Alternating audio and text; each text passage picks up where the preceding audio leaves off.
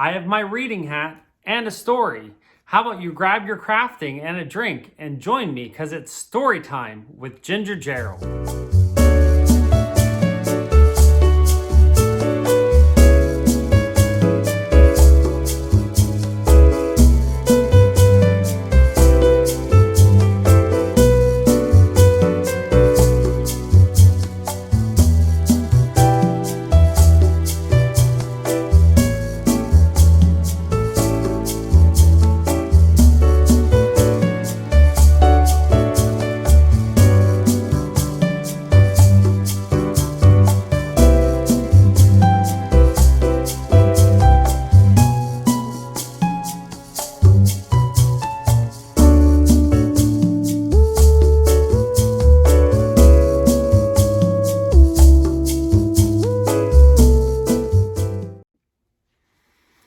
Hi everyone, welcome to Story Time with Ginger Gerald.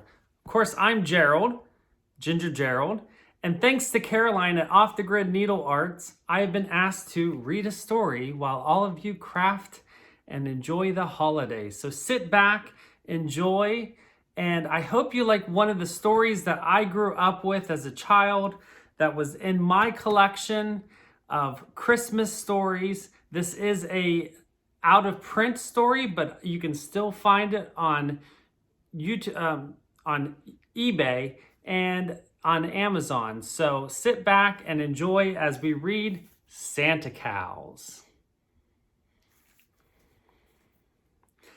Santa Cows by Cooper Edens and illustrated by Daniel Lane.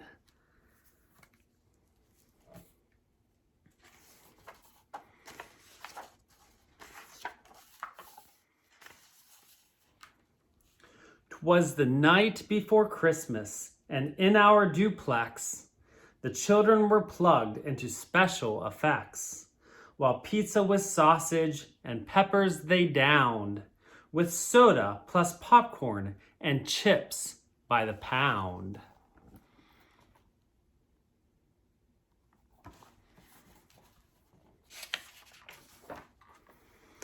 Then while all the children in the TV were viewing, the sound from the kitchen was purposeful chewing, as Elwood with clam cakes and I with chopped eel had just settled down to our microwave meal.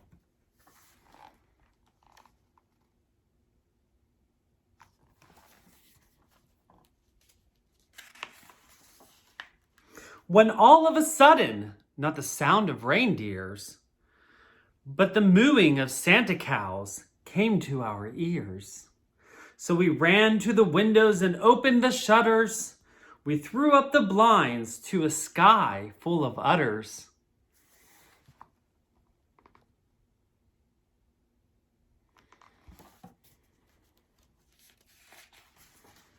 As lovely as angels, the family agreed, and Elwood, so helpful, named each by its breed. Look, kitties, a Holstein, a brown Swiss, a Jersey, and here comes a Hereford, an Angus, a Guernsey.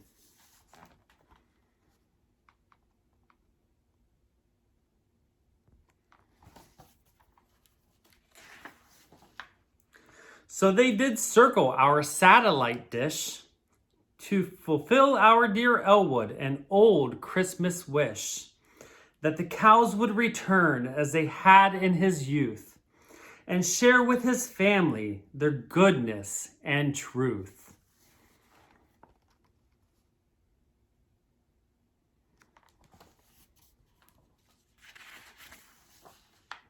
Then over our intercom, we heard on the roofs the tap-dancing clatter of the Santa cow's hooves. It's unreal, we exclaimed. It's so strange. It's so weird. Down the chimney, the Santa cows promptly appeared.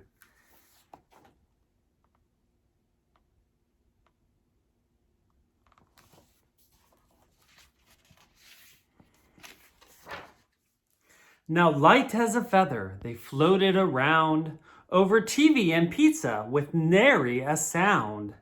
Then after a while, They had floated enough and touched down as gently as dandelion fluff.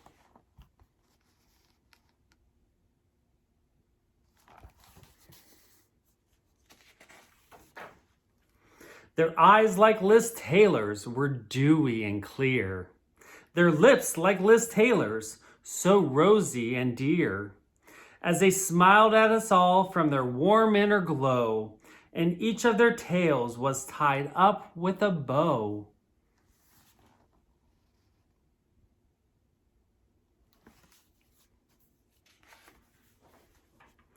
They were good, they were warm, they were wise and amen.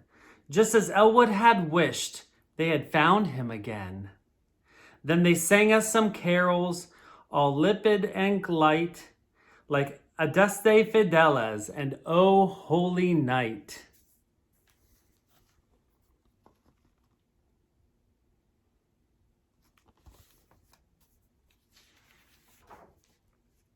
Then the Holstein presented a beautiful tree, while spellbound we sat on Aunt Maxine's settee.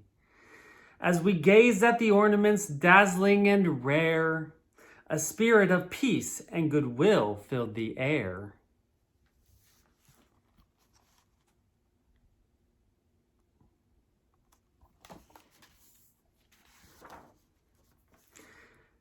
There were bundles of something thrown over their backs, while we all tried to guess what might be in those sacks.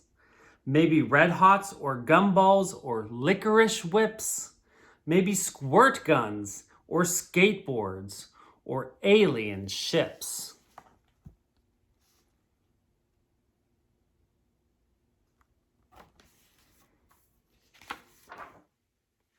Then each of the cows put a sack down before us.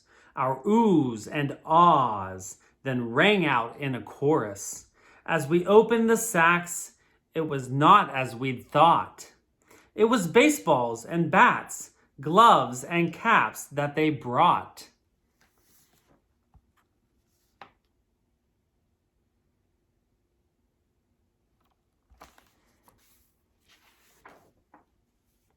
Then we traced a great diamond outside in the snow and began with the cows to hit, run, catch, and throw.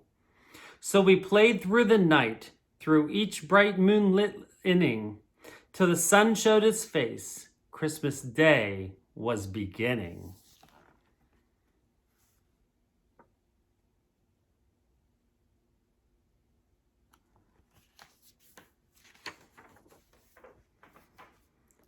The end. I hope you enjoyed this story of Santa Cows. If you enjoyed this book so much, I hope you will go and buy it for yourself. And please consider donating to the charity that Caroline is sponsoring over on her channel. It is a great cause, and I thank her so much for asking me to be a part of her channel and her Flossmas. And I hope you enjoyed this. And as always, don't forget to always be creative.